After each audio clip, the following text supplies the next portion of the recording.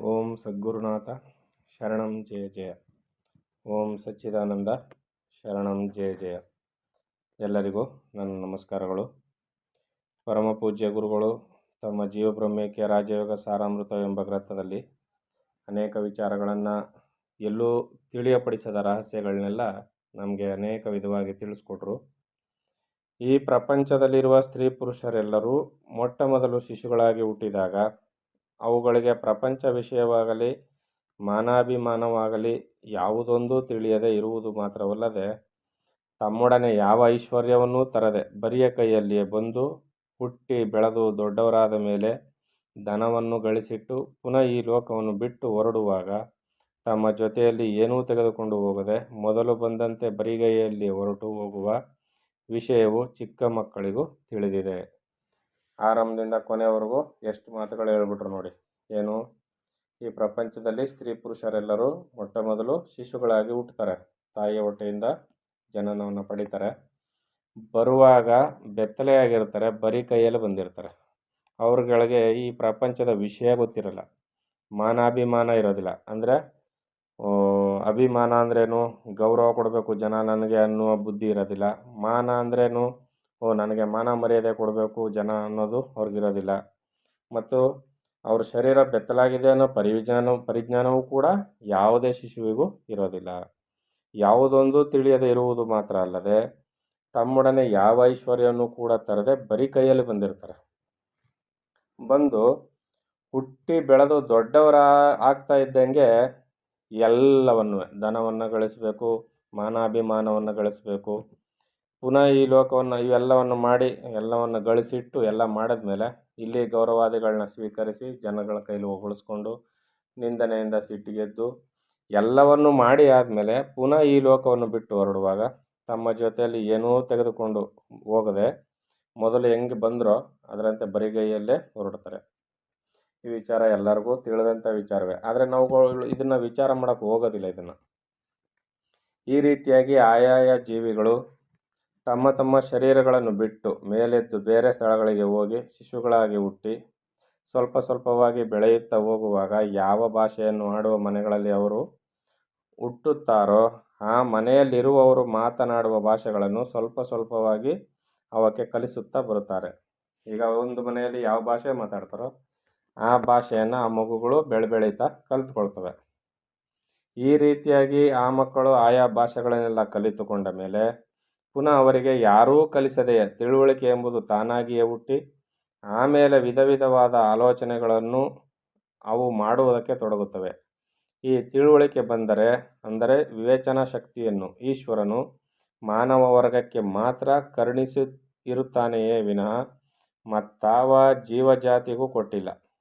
ಈ ವಿವೇಕ ಎನ್ನುವುದು ಮನುಷ್ಯ ಜಾತಿಗೆ ಮಾತ್ರ, ಮಾನವ ವರ್ಗಕ್ಕೆ ಮಾತ್ರ ಪರಮಾತ್ಮನು ಕೊಟ್ಟಿರ್ತಕ್ಕಂಥದ್ದು, ಬೇರೆ ಯಾವ ಜೀವಜಾತಿಗೂ ಇದನ್ನು ಕೊಟ್ಟಿಲ್ಲ. ಈ ವಿಧವಾದ ಬುದ್ಧಿಶಕ್ತಿಯು ಅನೇಕ ಜನ್ಮಗಳಿಂದ ಮಾನವರನ್ನು ಹಿಂಬಾಲಿಸಿಯೇ ಬರುತ್ತದೆ. ಈ ರೀತಿಯ ಬುದ್ಧಿಶಕ್ತಿ ಅನೇಕ ಜನ್ಮಗಳಿಂದ ಮನುಷ್ಯರನ್ನು ಹಿಂಬಾಲಿಸ್ಕೊಂಡು ಬರ್ತಾ ಇದೆ. ಈ ಬುದ್ಧಿಯನ್ನು ಯಾರ್ಯಾರು ಯಾವ ಯಾವ ರೀತಿಯಲ್ಲಿ ಉಪಯೋಗಿಸುತ್ತಿರುವವರು ಎಂಬ ವಿಷಯವನ್ನು ಈ ಮುಂದೆ ವಿವರಿಸಿದೆ. ಪರಮಾತ್ಮ ಬುದ್ಧಿಶಕ್ತಿಯನ್ನು ಎಲ್ಲರಿಗೂ ಕೊಟ್ಟಿರ್ತಾನೆ ಸರಿ ಸಮಾನವಾಗಿ, ಆದರೆ ಯಾರ್ಯಾರು ಯಾವ್ಯಾವ ರೀತಿಯಲ್ಲಿ ಉಪಯೋಗಿಸ್ಕೊಳ್ತಾರೆ ಅನ್ನೋದ್ರ ಮೇಲೆ ಅವರು ಏನಾಗಿದ್ದಾರೆ ಅನ್ನೋದನ್ನು ತೋರಿಸ್ಕೊಡ್ತದೆ.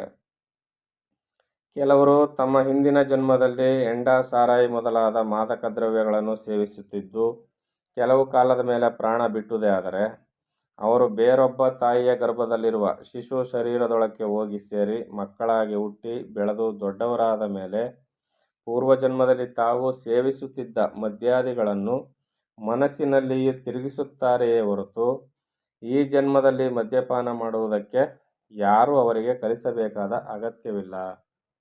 ಪ್ರಾಣ ಹೋಗುವ ಪರ್ಯಂತ ಯಾವ ದುಶ್ಚಟಗಳನ್ನ ಅಳವಡಿಸ್ಕೊಂಡಿರ್ತಾರೋ ಅದು ಅವರ ಚಿತ್ತದಲ್ಲಿ ಅಡಕವಾಗಿರ್ತದೆ.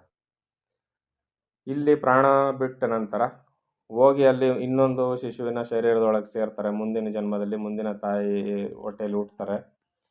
ಅಲ್ಲಿ ಬಾಲ್ಯತ್ವ ಕಳೆದು ಯೌವನಕ್ಕೆ ಕಾಲಿಡ್ತಾ ಇದ್ದಂಗೆ ಇವ್ರುಗಳಿಗೆ ಯಾವುದ್ರ ಮೇಲೆ ಪ್ರೀತಿ ಬರುತ್ತೆ ಅಂದರೆ ಇಲ್ಲಿ ಯಾವ ಕಾರ್ಯಗಳನ್ನ ದುಶ್ಚಟವನ್ನು ಅಭ್ಯಾಸ ಮಾಡ್ಕೊಂಡಿದ್ರಲ್ಲ ಅದರ ಮೇಲೆ ತನ್ನಿಂದ ತಾನೇ ಪ್ರೀತಿ ಹೋಗುತ್ತೆ. ಅದಕ್ಕೆ ಯಾರೂ ಅದನ್ನು ಹೊಸ್ದಾಗಿ ಕಲಿಸ್ಬೇಕಾಗಿಲ್ಲ, ಇವರೇ ಹೋಗಿ ಅದನ್ನು ಕಲಿತಾರೆ. ಅಂದರೆ ಪೂರ್ವಜನ್ಮದ ವಾಸನೆಯು ಈ ಜನ್ಮಕ್ಕೂ ಈ ಜನ್ಮದಲ್ಲಿನದು ಮುಂದಿನ ಜನ್ಮಕ್ಕೂ ಸರಪಣಿಯಂತೆ ಮುಂದುವರಿಯುತ್ತಿರುತ್ತದೆ. ಇದೇ ಸತ್ಯ ಎಂಬುದೇ ಇದರ ಭಾವ. ಇದಕ್ಕೆ ಕಾರಣವೇನೆಂದರೆ ಪೂರ್ವಜನ್ಮದಲ್ಲಿ ತಾವು ಹೊಂದಿದ್ದ ಶರೀರವು ಮಾತ್ರ ಕಳೆದು ಹೋಗಿದೆಯೇ ಹೊರತು ಆಯಾ ಶರೀರಗಳಲ್ಲಿ ತಾವು ಸಂಸಾರ ಮಾಡುತ್ತಿದ್ದು ಯಾವ ಯಾವ ಕರ್ಮಗಳಲ್ಲಿ ತೊಡಗಿದ್ದರೋ ಆಯಾ ಕರ್ಮಗಳು ಬಿದ್ದು ಹೋದ ಶರೀರಗಳೊಡನೆ ನಶಿಸದೆ ಜೀವಾತ್ಮನನ್ನು ಅನುಸರಿಸಿಯೇ ಹೊರಟು ತಮಗೋಸ್ಕರ ಬೇರೆ ತಾಯಿಯ ಗರ್ಭದಲ್ಲಿ ತಮ್ಮ ಕರ್ಮಕ್ಕೆ ಅನುಗುಣವಾಗಿ ಸೃಷ್ಟಿಸಲ್ಪಟ್ಟಿದ್ದ ಶಿಶು ದೇಹಗಳಲ್ಲಿ ಪ್ರವೇಶಿಸಿ ದೊಡ್ಡವರಾದ ಮೇಲೆ ಪೂರ್ವಜನ್ಮದಲ್ಲಿ ಮಾಡುತ್ತಾ ಬಂದ ಕಾರ್ಯಗಳನ್ನೇ ಮಾಡುತ್ತಾ ಬರುತ್ತಾರೆ. ಇದಕ್ಕೆ ಪೂರ್ವಜನ್ಮ ಕರ್ಮವಾಸನ ಎಂಬ ಹೆಸರು ಬಂದಿರುವುದು. ಈ ವಿಷಯವನ್ನು ಕುರಿತು ಈ ಗ್ರಂಥಕರ್ತರ ನಿದರ್ಶನವನ್ನೇ ಈ ಮುಂದೆ ಕೊಟ್ಟಿದೆ. ಅದರಿಂದ ಗುರುಗಳು ಏನು ಹೇಳ್ತಾ ಇದ್ದಾರೆ ಇಲ್ಲಿ, ಯಾರು ಯಾವ ಕಾರ್ಯವನ್ನು ಮಾಡ್ತಿರ್ತಾರೋ ಅವರು ಈ ಜನ್ಮದಲ್ಲಿ ಮಾಡಿದ ಯಾವ ಕಾರ್ಯದಲ್ಲಿ ಹೆಚ್ಚು ತೊಡಗಿಸ್ಕೊಂಡಿರ್ತಾರೋ ಆ ಕಾರ್ಯವನ್ನೇ ಮುಂದಿನ ಜನ್ಮದಲ್ಲಿ ಮುಂದುವರಿಸ್ತಾರೆ ಅಂತ. ಅದಕ್ಕೆ ಗುರುಗಳು ತಮ್ಮ ಜೀವನವನ್ನೇ ಅವರು ನಿದರ್ಶನವಾಗಿ ಕೊಟ್ಟಿದ್ದಾರೆ. ಯಾಕಂದರೆ ಇವರು ತ್ರಿಕಾಲಜ್ಞಾನಿ ಗುರುಗಳು, ತ್ರಿಕಾಲಜ್ಞಾನಿಗಳು. ಹಿಂದಿನ ಜನ್ಮದಲ್ಲಿ ಏನಾಗಿತ್ತು, ಮುಂದೆ ಏನಾಗುತ್ತೆ, ಈಗ ಏನಾಗಿದೆ ಎಲ್ಲವನ್ನು ಸ್ಪಷ್ಟವಾಗಿ ತಿಳಿಸ್ಕೊಡ್ತಾಯಿದ್ರು. ಈಗ ಗುರುಗಳು ಈ ಗ್ರಂಥಕರ್ತರು ಹಿಂದಿನ ಜನ್ಮದಲ್ಲಿ ಕ್ರೈಸ್ತ ಮತದಲ್ಲಿ ಹುಟ್ಟಿದ್ದರು. ಗುರುಗಳು ಹಿಂದಿನ ಜನ್ಮದಲ್ಲಿ ಕ್ರೈಸ್ತ ಮತದಲ್ಲಿ ಹುಟ್ಟಿದ್ದರು. ಬಿಳಿಯ ರುಮಾಲು, ಬಿಳಿಯ ನಿಲುವಂಗಿ, ಬಿಳಿಯ ಶರಾಯಿ ಮತ್ತು ಕಾಲಿಗೆ ಮೋಜ ಇವೇ ಅವರ ಉಡುಪು. ಕೈಲಿ ಕಪ್ಪು ಅಟ್ಟೆಗಳ ಬೈಬಲ್ ಪುಸ್ತಕಗಳನ್ನು ಹಿಡಿದು ಊರಿಂದೂರಿಗೆ ಹೋಗುತ್ತಾ ಯೇಸು ಕ್ರಿಸ್ತ ಅಂದರೆ ಜೀಸಸ್ ಕ್ರೈಸ್ಟ್ ಎಂಬಾತನು ಒಬ್ಬ ದೇವದೂತ, ಮಾನವ ವರ್ಗವನ್ನು ಉದ್ಧಾರ ಮಾಡುವುದಕ್ಕಾಗಿ ಅಂದರೆ ಜನಗಳಿಗೆ ಸದುಪದೇಶಗಳನ್ನು ಮಾಡಿ ಅವರನ್ನು ಸನ್ಮಾರ್ಗಕ್ಕೆ ತರಬೇಕೆಂಬ ಉದ್ದೇಶದಿಂದ ಈ ಪ್ರಪಂಚದಲ್ಲಿ ಯೇಸುನಾಥನು ಹುಟ್ಟಿದನು. ಜನಗಳಲ್ಲಿರುವ ಅಜ್ಞಾನವನ್ನು ಕಳೆದು ಅವರಿಗೆ ಜ್ಞಾನಬೋಧೆಯನ್ನು ಮಾಡುವುದಕ್ಕಾಗಿ ಅನೇಕ ವಿಧವಾದ ಉಪದೇಶಗಳನ್ನು ಉಪನ್ಯಾಸಪೂರ್ವಕವಾಗಿಯೂ ಶಿಷ್ಯರ ಮೂಲಕವಾಗಿಯೂ ಹರಡುತ್ತಾ ಬಂದು ಶಿಷ್ಯಕೋಟಿಯನ್ನು ಪಡೆದು ಆ ಮತವನ್ನು ಎಲ್ಲೆಲ್ಲಿಯೂ ಹಬ್ಬುತ್ತಾ ಬಂದರು. ಜ್ಞಾನದಾತನಾದ ಆತನು ಎಲ್ಲರಿಂದಲೂ ಮಾನ್ಯನು. ಆತನು ಮಾಡಿದ ಉಪದೇಶಗಳ ಸಾರಾಂಶವು ಈ ಪವಿತ್ರವಾದ ಪುಸ್ತಕಗಳಲ್ಲಿವೆ ಎಂದು ಜನಗಳಿಗೆ ಅವನ್ನು ತೋರಿಸುತ್ತಾ ಅವರಿಗೆ ಉಪದೇಶ ಮಾಡುತ್ತಾ ಬಂದರು. ಗುರುಗಳು ಏನು ಮಾಡ್ತಿದ್ರು, ಯೇಸು ಕ್ರಿಸ್ತನ ಬಗ್ಗೆ ಜನಗಳಿಗೆ ಉಪದೇಶ ಮಾಡ್ತಾಯಿದ್ರು. ಯೇಸು ಕ್ರಿಸ್ತನು ದೇವದೂತನು, ಜನಗಳ ಉದ್ಧಾರಕ್ಕಾಗಿ ಭೂಮಿಗೆ ಬಂದಿದ್ದಾನೆ, ದೇವನ ವಚನಾಮೃತವು ಈ ಪುಸ್ತಕಗಳಲ್ಲಿದೆ ಅಂತ ಹೇಳಿ ಬೈಬಲನ್ನು ತೋರಿಸಿ ಯೇಸು ಕ್ರಿಸ್ತನ ಬಗ್ಗೆ ಹೇಳಿ ಆತನ ಉಪದೇಶವನ್ನು ಜನರಿಗೆ ತಿಳಿಯಪಡಿಸ್ತಾ ಇದ್ರು. ಯಾರು? ಶ್ರೀ ಪರಮಹಂಸ ಸಚ್ಚಿದಾನಂದ ಯೋಗೀಶ್ವರ ಗುರುಗಳು. ಯಾವಾಗ? ಅವರ ಹಿಂದಿನ ಜನ್ಮದಲ್ಲಿ. ಈ ವಿಷಯವೆಲ್ಲವೂ ಈ ಗ್ರಂಥಕರ್ತರ ಪೂರ್ವಜನ್ಮ ಮತ್ತು ಈ ಜನ್ಮ ಚರಿತ್ರೆ ಎಂಬ ಗ್ರಂಥದಲ್ಲಿ ವಿಸ್ತರಿಸಿ ಹೇಳಿದ್ದಾರೆ. ಹೀಗೆ ಜನಗಳಿಗೆ ಕ್ರೈಸ್ತ ಮತದ ತತ್ವವನ್ನು ಬೋಧಿಸುತ್ತಾ ಕಡೆಯಲ್ಲಿ ಆ ಶರೀರವನ್ನು ಬಿಟ್ಟರು. ಹೀಗೆ ಅವರು ಪಾದ್ರಿಯಾಗಿದ್ದುಕೊಂಡು ಕೆಲಸವನ್ನು ಮಾಡ್ತಾಯಿದ್ರು. ಅಲ್ಲಿ ಆ ದೇಹದ ಅವಸಾನ ಆಯಿತು. ಉಪದೇಶ ಮತ್ತು ಉಪನ್ಯಾಸಗಳ ಮೂಲಕ ಜನಗಳಲ್ಲಿರುವ ಅಜ್ಞಾನವನ್ನು ಹೋಗಲಾಡಿಸಿ ಜ್ಞಾನೋದಯವನ್ನು ಉಂಟು ಮಾಡುವುದಕ್ಕಾಗಿ ತೊಡಗಿದ್ದ ಈ ಗ್ರಂಥಕರ್ತರ ಜೀವಾತ್ಮನಾದರೋ ಆ ಜನ್ಮದ ಕರ್ಮವಾಸನ ಬಲದಿಂದ ಆ ಕರ್ಮಕ್ಕೆ ಅನುಗುಣವಾಗಿ ತನಗಾಗಿ ಅರವ ಭಾಷೆಯನ್ನಾಡುವ ತುಳುವ ವೆಲ್ಲಾಳ್ ವರ್ಣದ ಒಬ್ಬ ಸ್ತ್ರೀ ಗರ್ಭ ಕಮಲದಲ್ಲಿರುವ ಶಿಶು ದೇಹದೊಳಗೆ ಹೋಗಿ ಸೇರಿದನು. ಈಗ ಅಲ್ಲಿ ಗುರುಗಳು ಪಾದ್ರಿ ದೇಹವನ್ನು ಬಿಟ್ಟರು. ಈಗ ಇಲ್ಲೇನು ಮಾಡಿದ್ರು, ಅರವ ಭಾಷೆಯನ್ನಾಡುವ ತುಳುವ ವೆಲ್ಲಾಳ್ ವರ್ಣದ ಒಬ್ಬ ಸ್ತ್ರೀ ಗರ್ಭದ ಕಮಲದಲ್ಲಿರುವ ಶಿಶು ದೇಹದೊಳಗೆ ಬಂದು ಸೇರಿದ್ರು. ಯಾರು? ಆ ಜೀವಾತ್ಮ ಬಂದು ಇಲ್ಲಿ ಸೇರಿತು. ಅಲ್ಲಿ 9 ತಿಂಗಳು ಮಾವಿ ಚೀಲ ಅಲ್ಲೇ ಕಟ್ಟಲ್ಪಟ್ಟಿದ್ದು 10ನೇ ತಿಂಗಳಲ್ಲಿ ಹುಟ್ಟಿ ಬೆಳೆಯುತ್ತಾ ಬಂದನು. ಕೆಲವು ದಿನಗಳು ವಿದ್ಯಾಭ್ಯಾಸ ಮಾಡಿ ಅನಂತರ ತಮಗಿದ್ದ ಪೂರ್ವಜನ್ಮ ಕರ್ಮವಾಸನ ಬಲದಿಂದ ಅವರು ಸ್ವಲ್ಪ ಕಾಲ ವಿದ್ಯಾಭ್ಯಾಸವನ್ನು ಮಾಡಿದ್ರು. ಅಲ್ಲಿ ಕರ್ಮವಾಸನ ಬಲ ಇತ್ತಲ್ಲ, ಯಾವುದು? ಜನಗಳಿಗೆ ಉಪದೇಶವನ್ನು ಮಾಡ್ತಕ್ಕಂಥ ಒಂದು ತರಬೇತಿ ಇತ್ತಲ್ಲ, ಜನಗಳಲ್ಲಿರುವ ಅಜ್ಞಾನವನ್ನು ಹೋಗಲಾಡಿಸಿ ಅವರನ್ನು ವಿವೇಕ ಮಾರ್ಗಕ್ಕೆ ತರಬೇಕೆಂಬ ಸದುದ್ದೇಶದಿಂದ ಯೋಗಾಭ್ಯಾಸದಿಗಳನ್ನು ಮಾಡುವಾಗ ತಾವಾಗಿ ಅನುಭವಿಸಿದ ವಿಷಯಗಳನ್ನೆಲ್ಲ ಜೀವಬ್ರಹ್ಮೈಕ್ಯ ರಾಜಯೋಗ ಸಾರಾಮೃತವೆಂಬ ಅದ್ವೈತ ಗ್ರಂಥವನ್ನು ಬರೆದು ಅದರಲ್ಲಿ ಜನಗಳಿಗೆ ಇದುವರೆಗೂ ತಿಳಿಯದಿರುವ ಅನೇಕ ದೇವ ರಹಸ್ಯಗಳನ್ನು ಬಿಚ್ಚಿ ತೋರಿಸಿದರು.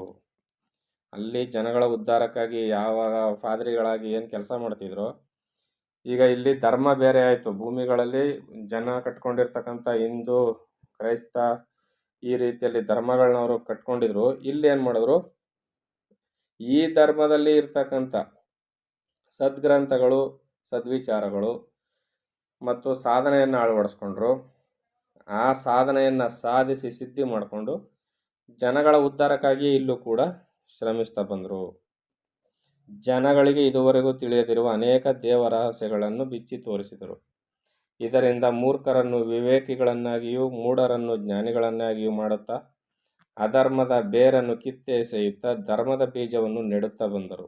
ಇಷ್ಟೇ ಅಲ್ಲದೆ ದೇಶ ದೇಶಗಳಿಗೆ ಹೋಗಿ ಸ್ವಾನುಭವದ ಸುಖವನ್ನು, ಧರ್ಮದ ಸೊಬಗನ್ನು, ದೈವದ ಭಕ್ತಿಯನ್ನು, ಯೋಗದ ತಿರುಳನ್ನು, ಮೋಕ್ಷದ ಹಾದಿಯನ್ನು ಜನಗಳಿಗೆ ತಿಳಿಯ ಹೇಳುತ್ತಾ ಬಂದರು. ಈ ಜನ್ಮದಲ್ಲಿ ಬಿಳಿಯ ಬಣ್ಣದ ನಿಲುವಂಗಿಗೆ ಪ್ರತಿಯಾಗಿ ಕಾಷಾಯ ವರ್ಣದ ನಿಲುವಂಗಿ, ಅದೇ ಬಣ್ಣದ ಧೋತ್ರ, ಪಾದುಕೆಗಳು ಮೊದಲಾದುವೇ ಇವರ ಉಡುಪು. ಯೋಗದಂಡವೇ ಇವರ ಆಯುಧ, ಜ್ಞಾನವೇ ಇವರ ಹಣ, ಮುಕ್ತಿಯೇ ಇವರು ಪಡೆಯುವ ಫಲ.